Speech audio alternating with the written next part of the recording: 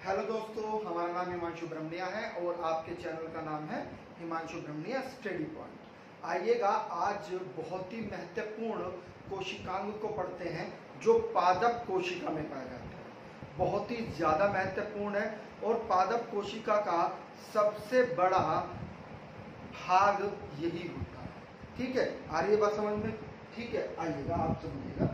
ठीक है, सबसे बड़ा कोशिकांग इसे कहते हैं, क्या नाम है? कवक। ठीक है, लवक जो होता है इसे इंग्लिश में प्लास्टिड कहते हैं और ये सिर्फ और सिर्फ किसमें पाया जाता है? पादप कोशिका में पाया जाता है। किसमें?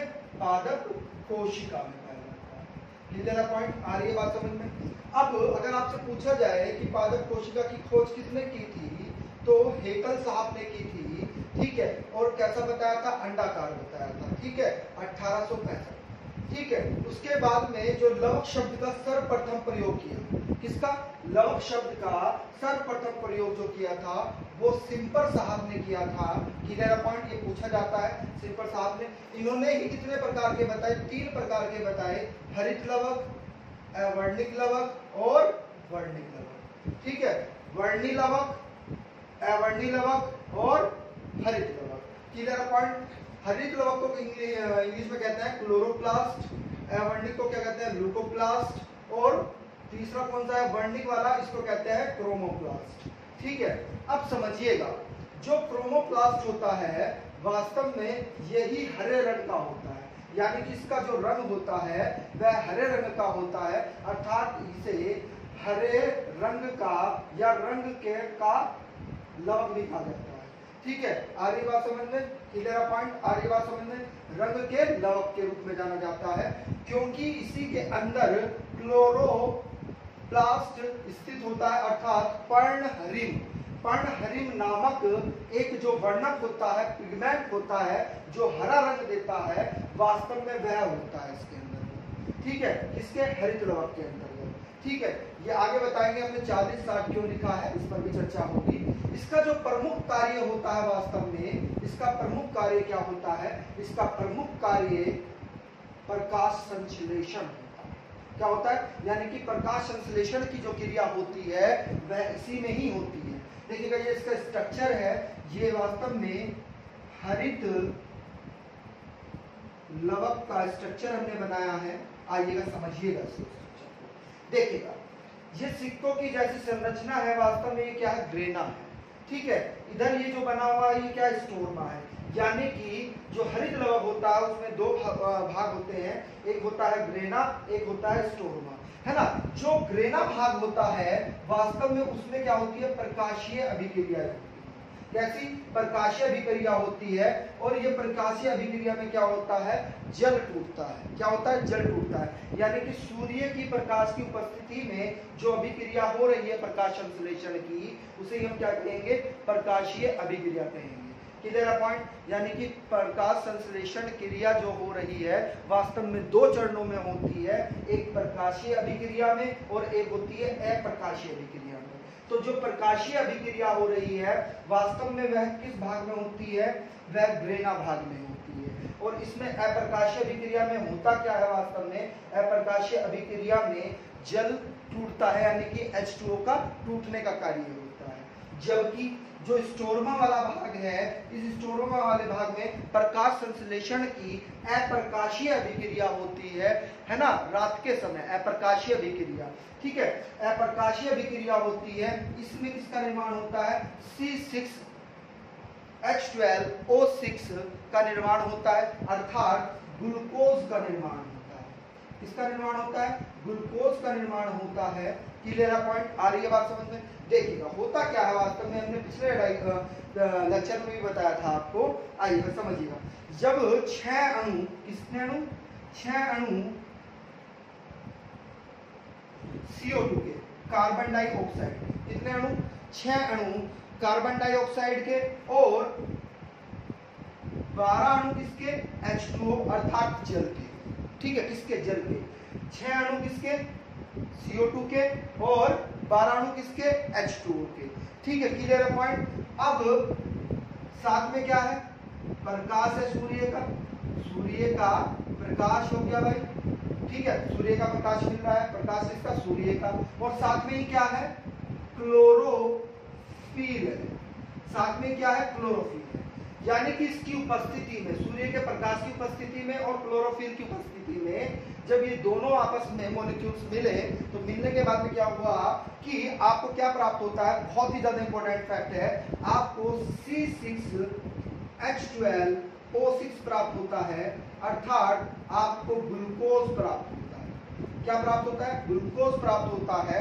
और सबसे इंपॉर्टेंट वाली बात क्या है कि इसमें आपको CO2 भी प्राप्त होता है। क्या होता है, छह अणु किसके प्राप्त होते हैं, हमें 6 अणु ऑक्सीजन के प्राप्त होते हैं।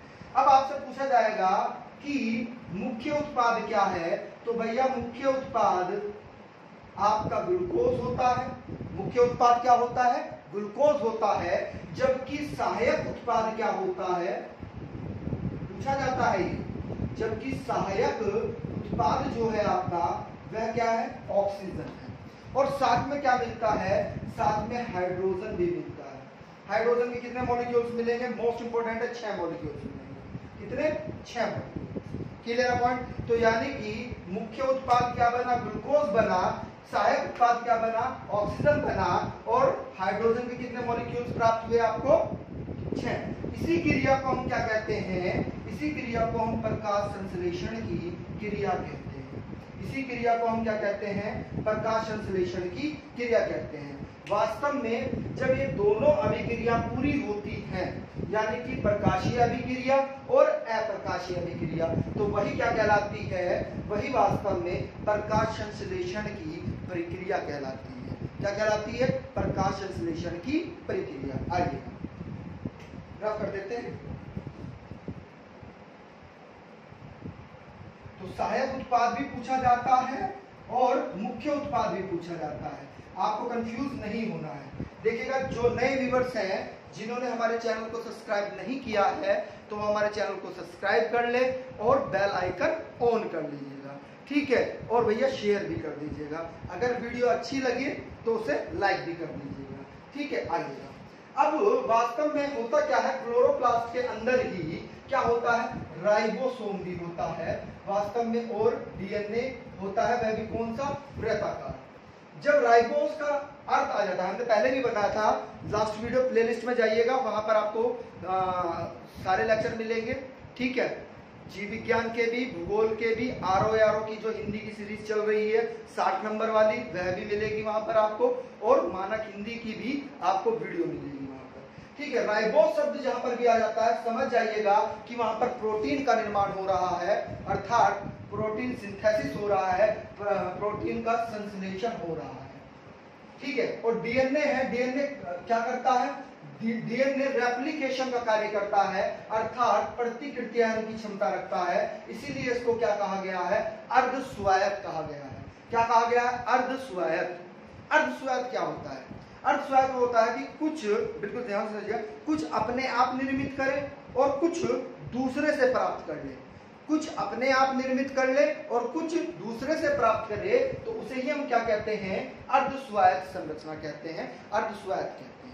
क्लियर है पॉइंट, आ रही है बात समझ में, ठीक है। आइएगा, अब देखिएगा, वास्तव में जो ग्रेना और स्ट्रोमा सिरे के बीच में एक पार्ट है, उसे हम क्या कहते हैं, स्टोरमा लेमेली कहते हैं। क्या कहते हैं, स्टोरमा लेमेली, और फ्रेट चैनल भी कहते हैं इसको।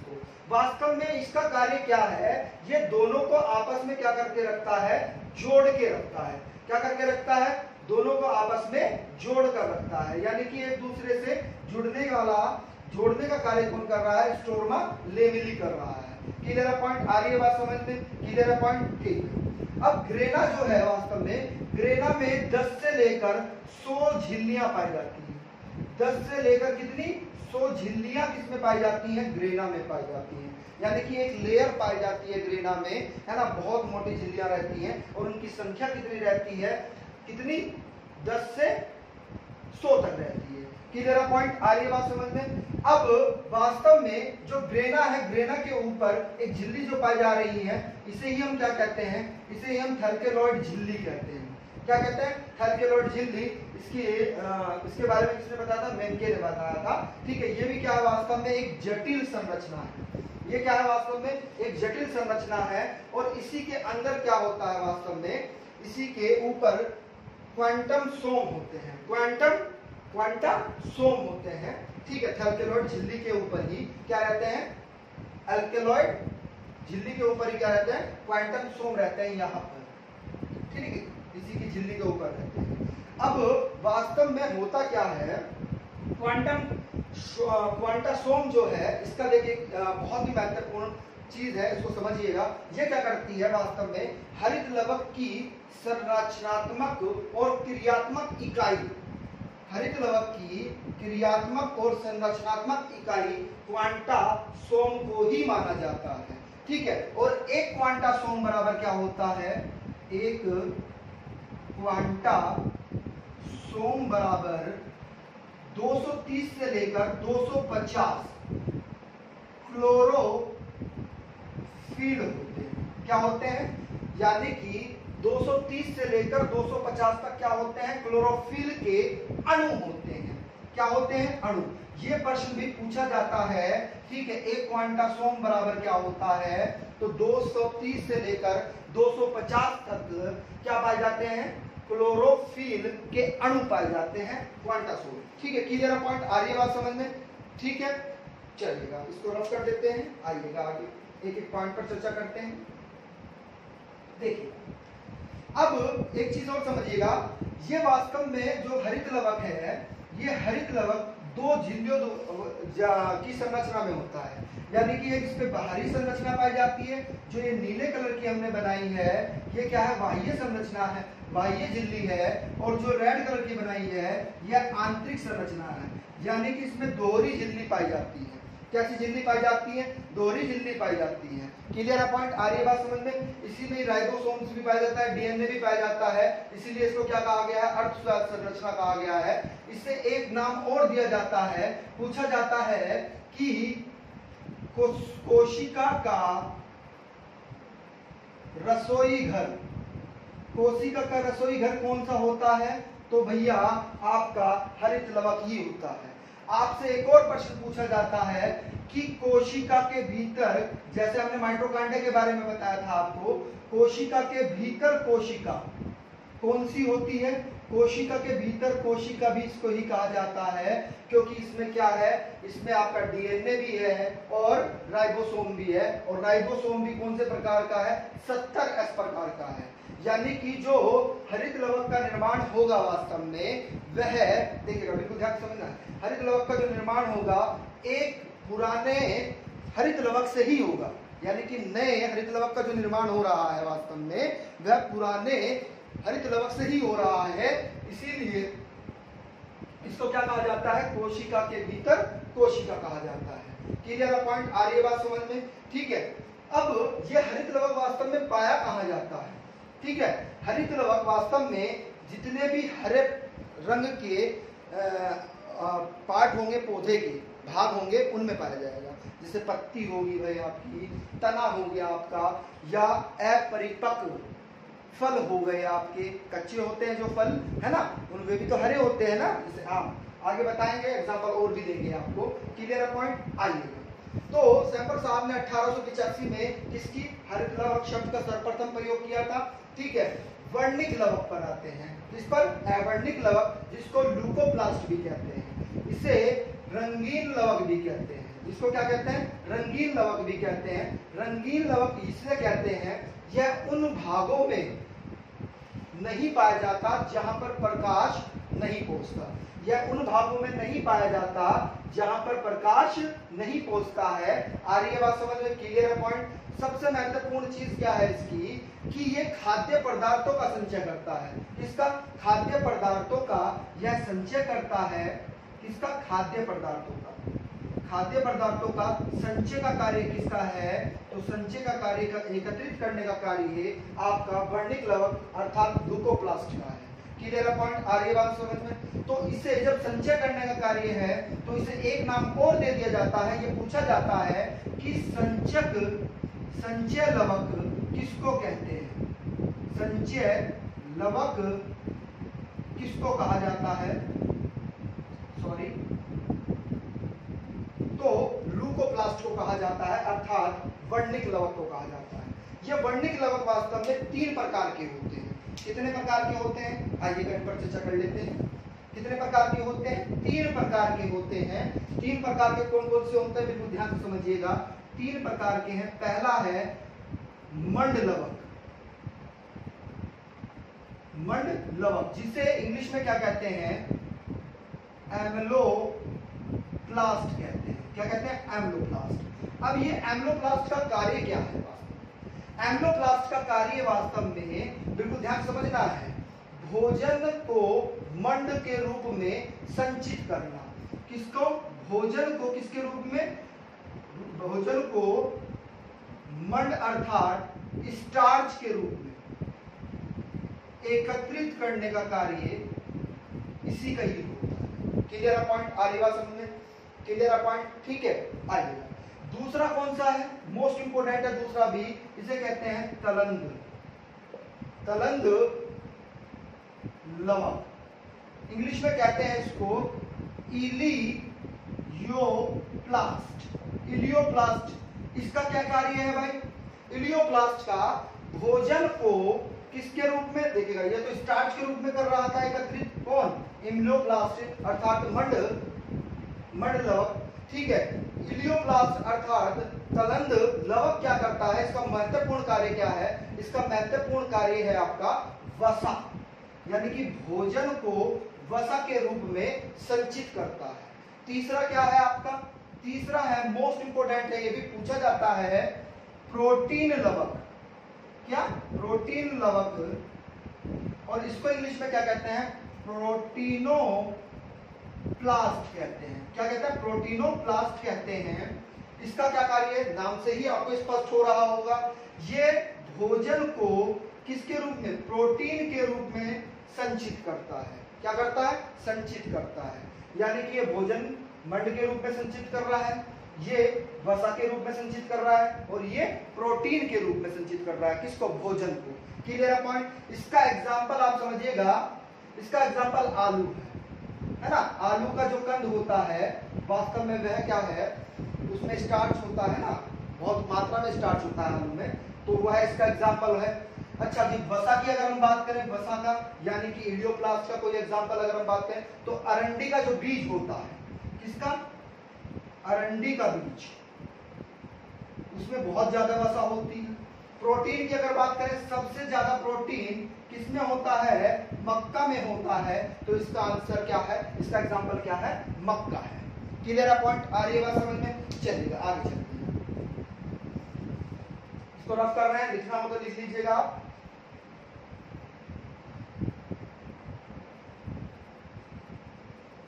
चलिए अब बात करते हैं इसकी वर्णिक लवक की बात करते हैं, इसकी वर्णिक लवक की, यानी कि क्रोमोप्लास्ट की बात करते हैं। इसे हम क्या कहते हैं, रंगीन लवक कहते हैं। इसको क्या कहते थे, रंगहीन लवक कहते थे, जबकि इसको क्या कहते हैं, रंगीन लवक कहते हैं।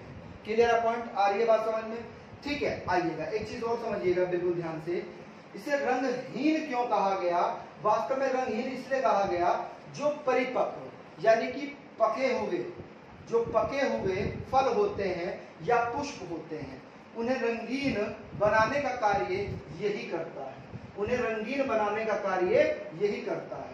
पॉइंट क्लियर है, यानी कि जो पके हुए फल हैं यानी परिपक्व फल या पुष्प होते हैं, उनको रंगीन यही आपका लवक, वर्णिक लवक बनाता है।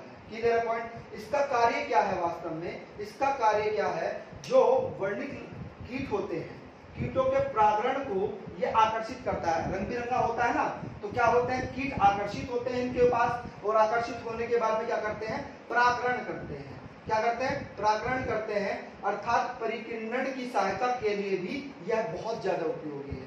जब अपनी ओर उसको आकर्षित कर रहे हैं विभिन्न प्राणियों को, विभिन्न कीटों को, तो वो क्या करेंगे, परिकिरण में सहायता करेंगे। तो ये बहुत ही ज्यादा महत्वपूर्ण है ना। और सबसे बड़ी बात यह है कि ये तीनों लवक जो है आपस में एक दूसरे के रूप में परिवर्तित होते रहते हैं। सबसे बड़ी बात यह है इनकी लवकों की तीनों की कि ये तीनों लवक, हरित लवक, वर्णिक लवक और अवर्णिक लवक क्या रहते हैं, एक दूसरे के रूप में परिवर्तित होते रहते हैं। समझिएगा कैसे, देखिएगा बिल्कुल ध्यान से। भैया आप हरी मिर्च देखते हैं, ठीक है, हरी मिर्च देखा आपने, टमाटर को देखा, कच्चा टमाटर कैसा होता है, हरा होता है। हरी मिर्च कैसी होती है, हरी होती है। लेकिन जैसे वह परिपक्व अवस्था में आते रहते हैं, यानी कि मैच्योर फेज में आते रहते हैं, यानी कि अपनी पूर्ण विकसित अवस्था में आते रहते हैं, तो क्या हो जाते हैं, लाल हो जाते हैं। क्या हो जाते हैं, लाल हो जाते हैं। तो वह क्या हो रहा है, बिल्कुल ध्यान से समझिएगा।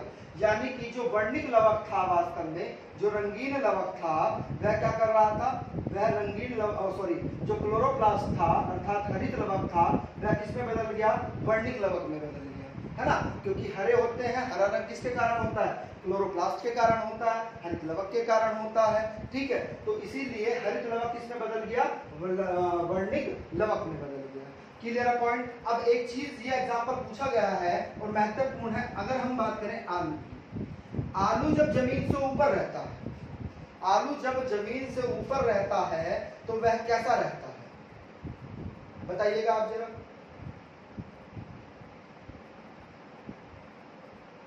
हरा रहता है कि नहीं रहता है, यानी कि हरा हो जाता है। जब जड़ के अंदर रहता है, जब कैसा होता है, जब वह भूरा होता है। कैसा होता है, भूरा होता है। यानी कि जब वह जड़ में है तो वह क्या है, वास्तव में वह अवर्णिक लवक है ना। क्या है, अवर्णिक लवक है। क्यों, क्योंकि उसका भूरा कलर है, रंगहीन है, वो लगभग रंगहीन है, उसका कोई रंग नहीं है, तो वह क्या है, अवर्णिक है। क्या है, अवर्णिक है। क्लियर है पॉइंट, आ रही है बात समझ में। जबकि वह जब क्या हो जाता है, उसका जो भाग जड़ से बाहर निकल जाता है तो वह किसमें आ जाता है, हरित लवक के रूप में आ जाता है। किसके रूप में, हरा हो जाता है ना, तो हरित लवक के रूप में आ जाता है। ठीक है, ये भी इसका एग्जांपल। आ रही है बात समझ में, आइएगा स्टार्ट करते हैं, आगे समझिएगा।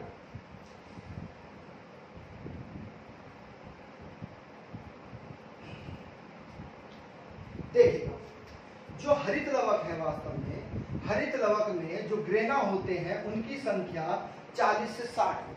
कितनी होती है, 40 से 60 संख्या होती है किसकी, ग्रेना वाले भाग की, ठीक है ना, किसमें, हरित लवक में। Clear point. आइएगा आकार पर बात कर लेते हैं, थोड़ा सा आकार को समझ लेते हैं। आकार जो इनका होता है 4 माइक्रोन से लेकर 8 माइक्रोन होता है, और हमने बताया पादप कोशिका का सबसे बड़ा कोशिकांग यही होता है, ठीक है। क्या, कौन होता है, लवक होता है।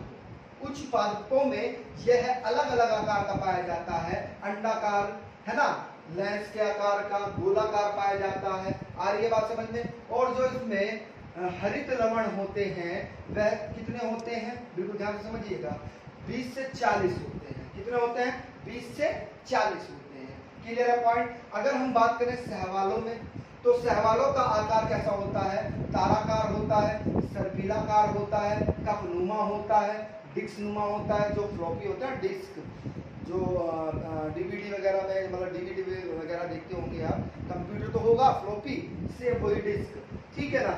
और कैसा होता है, जालिका नुमा होता है। इनके एग्जाम्पल भी हमने लिखे हैं, बहुत ही ज्यादा महत्वपूर्ण है एग्जाम्पल। देखिएगा, एग्जाम्पल आपके नेट के लिए बहुत ही ज्यादा इंपॉर्टेंट है। जो बायोसाइंस की तैयारी कर रहे हैं, ठीक है, ये बायोटेक्नोलॉजी का भी कुछ पार्ट होता है ना, वो हमने नहीं बताया है बायोटेक्नोलॉजी से रिलेटेड, ठीक है ना। आ रही है, जैव प्रौद्योगिकी का भी कुछ मटेरियल रहता है, वो कंपटीशन में इतना नहीं पूछा जाता, लेकिन अगर आप नेट की तैयारी कर रहे हैं तो वहाँ पर थोड़ा सा बन जाता है। तो इसलिए हमने नेट के प्रश्न पत्र को भी रखते हुए साथ में ये चीजें आपको बता दें, ठीक है। तो जाइनेनेमा, इसमें क्या होता है, वास्तव में दो क्या होते हैं, संख्या कितनी रहती है, 2 रहती है। इस पर स्पाइरोगेरा, इसमें 2 से, वास्तव में 2 से 14 या 15 रहते हैं, यानी कि 2 से अधिक होते हैं। प्रश्न ये पूछा जाता है कि कितने रहते हैं, तो 2 से अधिक रहते हैं। क्लियर है पॉइंट। और क्लाइडोमोनास, मोस्ट इंपोर्टेंट, बायोटेक्नोलॉजी में एक, प्लांट टेक्नोलॉजी में एक चैप्टर भी है पूरा, ठीक है ना, क्योंकि हमने बायोटेक ही किया है ना, हम नेट क्वालिफाई हैं 2015 के, तो इसलिए क्लाइडोमोनास को भी हमने ले लिया है। तो क्लाइडोमोनास में कितना होता है, 1 संख्या होती है, किसकी, हरित लवक की, ये सब हरित लवक की संख्या लिखी हुई, ठीक है। वृक्षनुमा, ठीक है, इसमें क्या है वास्तव में, ये इसका एग्जांपल है वैक्चोरिया, क्या है, वैक्चोरिया, ठीक है। जालीनुमा क्या है, ओडोनोगीशियम, ओडोनिगेशियम, ठीक है, ये जालीनुमा है। तो इनमें क्या है वास्तव में, ये आकार के आधार पर हमने कुछ एग्जांपल आपको बताए, एक एक एग्जांपल दिया है। अब समझिएगा बिल्कुल ध्यान से, जो क्लोरोफिल है, क्योंकि हरित लवक में एक चीज और समझिएगा, बिल्कुल ध्यान से समझना है, जो ग्रेना होता है ना, ये ग्रेना, इस ग्रेना में मैग्नीशियम धातु भी पाया जाता है, शायद हमने लिखा भी हुआ है। हाँ, क्लोरोफिल, यानी कि जो क्लोरोफिल है, इसमें क्या है वास्तव में, इस क्लोरोफिल में मैग्नीशियम धातु उपस्थित होता है, और ये प्रश्न आपसे पूछा जाता है, बहुत ही ज्यादा महत्वपूर्ण है, ठीक है। क्लियर है पॉइंट। जो क्लोरोफिल होते हैं वास्तव में कितने प्रकार के होते हैं, 8 प्रकार के होते हैं। कितने, 8 प्रकार के। क्लोरोफिल ए, क्लोरोफिल ए सभी में पाया जाता है, यूनिवर्सल में जितने भी हैं सभी में पाया जाएगा। क्लोरोफिल बी, देखिएगा बिल्कुल ध्यान समझना है, नील हरित सहवाल, ब्लू ग्रीन एल्गी को छोड़कर, भूरे सहवालों को छोड़कर और लाल सहवालों को छोड़कर सभी में पाया जाता है। देखिएगा क्लोरोफिल सी किसमें पाया जाता है, भूरे सहवालों में पाया जाता है। किसमें, भूरे सहवालों में पाया जाता है, जबकि क्लोरोफिल डी लाल सहवालों में पाया जाता है, जबकि क्लोरोफिल ई जैंथोफाइला में पाया जाता है, ठीक है, इसमें जैंथोफाइला में पाया जाता है। और छठे प्रकार का है bacterio chlorophyll A, bacterio chlorophyll A, और सातवां है बैक्टीरियो क्लोरोफिल बी। वास्तव में ये दोनों किसमें, ये जीवाणु गंधक, देखिएगा बैंगनी कलर के होते हैं, बैंगनी गंधक जीवाणु जो होते हैं उनमें पाया जाता है। ये भी आपको नेट की पर्पज से हमने बताया है, ठीक है। और अगला है बैक्टीरियो लाई डिवाइडिंग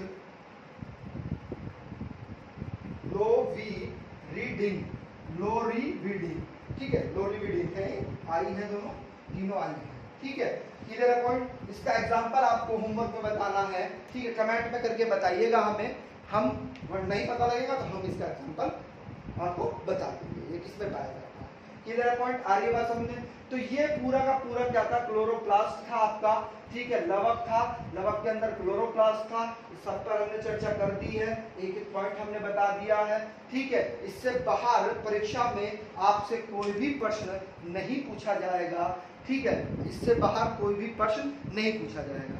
तो अगर वीडियो अच्छी लगी हो तो इसको लाइक करिएगा, और भैया बेल आइकन ऑन कर लीजिएगा, उससे पहले सब्सक्राइब जरूर कर लीजिएगा, ठीक है, सब्सक्राइब करके बेल आइकन ऑन कर लीजिएगा, ठीक है, और शेयर करना मत भूलिएगा। Thank you.